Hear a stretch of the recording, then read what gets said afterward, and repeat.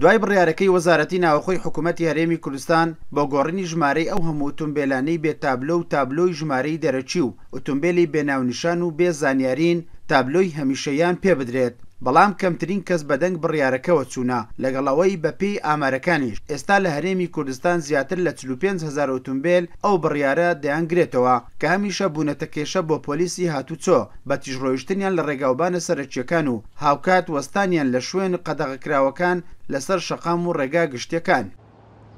حکوومەت ڕێنمایی خۆی دەرکردووە ماوەیەک سەقفێشی زەمەنی دانەوە کاتێکی دیار کردەوە پاشە ئەو ماوە ئێزرات وەرەگیرێ وزراتی پێویستکەوا بریتێ لە دەست بە سەرداگرتنی ئۆتۆمبیلان تاکو و تابلۆ هەمیشەیان پێ گومانی تێدا نییە.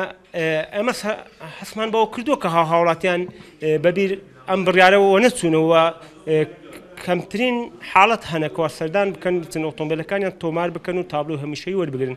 هۆکارەکە بە دەرەجەیەک ئابووریە دەرەجە دوو کەمتەرخەمی ئەو هاوڵاتیانێ.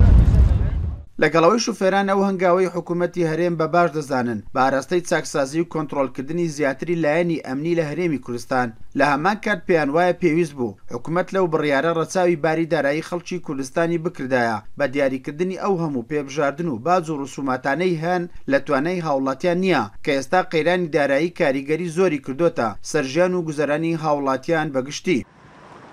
وەکو خۆک چۆن ڕێنماییەکە دەرکراوە غڕامات ڕسومات کرێی تۆمارکردن هەمووی هەر وەکو خۆی و هاوڵاتیان دەتوانن سەردانی بەڕێوەبەرایەتی هاسۆی هەولێر بکەن بەشەکانی هونەری و توانن تابلۆی هەمیشەی بۆ ئۆتۆمبیلەکانیان دەربکەن کەوا ئۆتۆمبیلەکانیان بێ ئەولیاتن.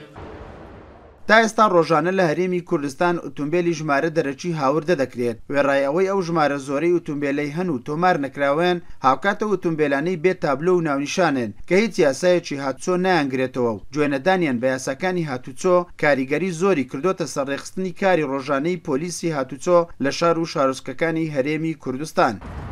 پێدانی ژمارەی هەمیشەی بۆ ئەو ئۆتۆمبیلانەی کە بێ تابلۆ و ناونیشانن یەکێک بوو لە هەنگاوەکانی حکوومەتی هەرێمی کوردستان بە ئاراستەی نەهێشتنی ئۆتۆمبیلە بێ تابلۆکان.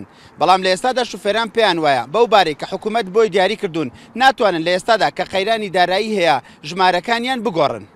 ئیسماعیل عوسمان کورسات نیوز سۆران.